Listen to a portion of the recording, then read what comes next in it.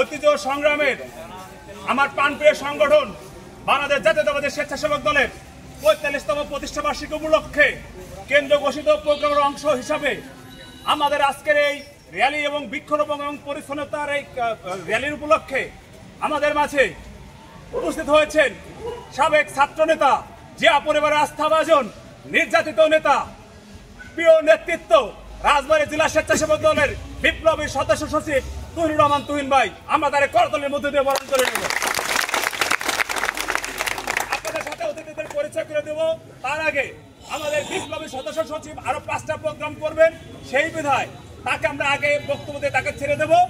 এখন আপনাদের মধ্যে বক্তব্য রাখবেন বাংলাদেশ জাতীয়তাবাদী স্বেচ্ছাসেবক দল রাজবাড়ী জেলা শাখার মৃত্যুঞ্জয় নেতা, বর্তমান স্বেচ্ছাসেবক দলের সদস্য সচিব তুহিনুর রহমান তুহিন ভাইকে। তুহিন ভাইয়ের আগমন, শুভেচ্ছা স্বাগতম। তুহিন ভাইয়ের আগমন, শুভেচ্ছা স্বাগতম। বিসমিল্লাহির রহমানির রহিম। বাংলাদেশ জাতীয়তাবাদী স্বেচ্ছাসেবক দলের ৪৫তম প্রতিষ্ঠা বার্ষিকী উপলক্ষে সারা বাংলাদেশের ন্যায় গোয়ালন্দ উপজেলা শাখা কর্তৃক আয়োজিত, গোয়ালন্দ উপজেলা এবং পৌর শাখা কর্তৃক আয়োজিত আজকের এই আনন্দ র্যালি এবং বৃক্ষরোপণ কর্মসূচি এবং পরিষ্কার পরিচ্ছন্ন কর্মসূচির অংশ হিসাবে গোয়ালন্দ উপজেলা স্বেচ্ছাসেবক দল যেই কর্মসূচি হাতে নিয়েছে, আপনারা যারা আজকের এই প্রোগ্রাম সফল করার লক্ষ্যে অনেক কষ্ট করে এসেছেন, তাদেরকে জানাই বাংলাদেশ জাতীয়তাবাদী স্বেচ্ছাসেবক দল রাজবাড়ী জেলা শাখার পক্ষ থেকে একগুচ্ছ ধানের শীষের শুভেচ্ছা। প্রিয় নেতৃবৃন্দ, আপনারা জানেন বিগত 17 বছর যারা রাজপথে থেকে তিলে তিলে জিয়া পরিবারের আস্থা অর্জন করার জন্য কাজ করেছে, আজকে কিন্তু আমরা মিছিলের ডাক দিলে শত শত হাজার হাজার লোকজন হয়ে যায়। একটা সময় ছিল যখন কিন্তু এই হাজার হাজার লোক আমাদের মাঝে পাওয়া যেত না। নতুন নেতৃত্ব পেয়ে, নতুন লোকজন পেয়ে, নতুন নেতাকর্মী পেয়ে পুরো নেতৃত্বকে কেউ ভুলে যায় না। আর কোন সংগঠন করতে পারলেও স্বেচ্ছাসেবক দল করার অধিকার কিন্তু সে হারাবে।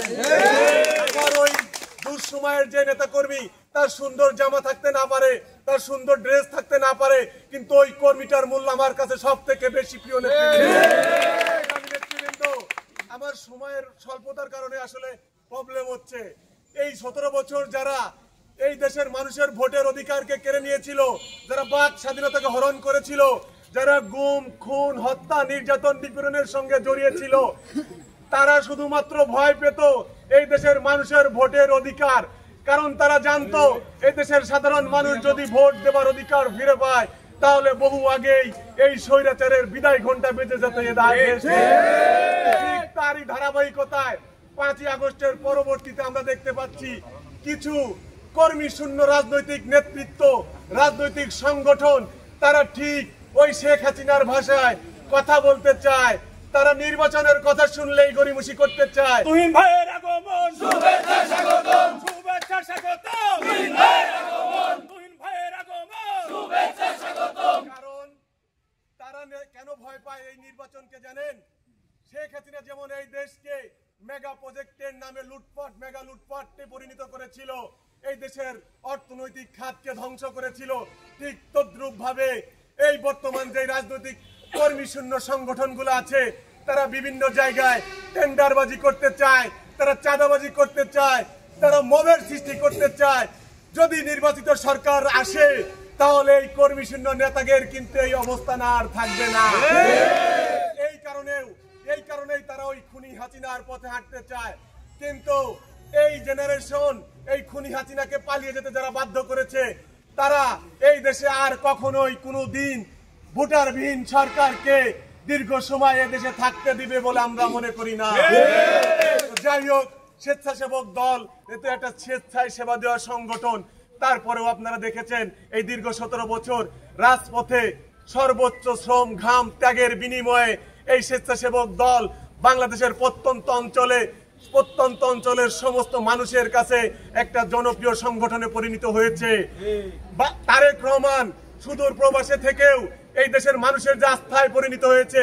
আমার কোন নেতা কর্মীর কারণে যদি তারেক রহমানের সম্মান নষ্ট হয়, জিয়া পরিবারের সম্মান নষ্ট হয়, সেই নেতাকে কিন্তু স্বেচ্ছাসেবক দল আর আমরা করতে দিব না। স্বেচ্ছাসেবক দল করতে হলে আপনাকে সুসংগঠিত সংগঠক হতে হবে। এই সুসংগঠিত সংগঠক হওয়ার আহ্বান রেখে আমি আমার বক্তব্য শেষ করছি। শহীদ প্রেসিডেন্ট জিয়াউর রহমান অমর হোক, দেশ নেত্রী আপসহীন নেত্রী mother of piece Begum Khaleda Zia জিন্দাবাদ, তারুণ্যের অহংকার তারেক রহমান জিন্দাবাদ, বাংলাদেশ জাতীয়তাবাদী স্বেচ্ছাসেবক দল রাজবাড়ী জেলা শাখা জিন্দাবাদ। সবাইকে ধন্যবাদ।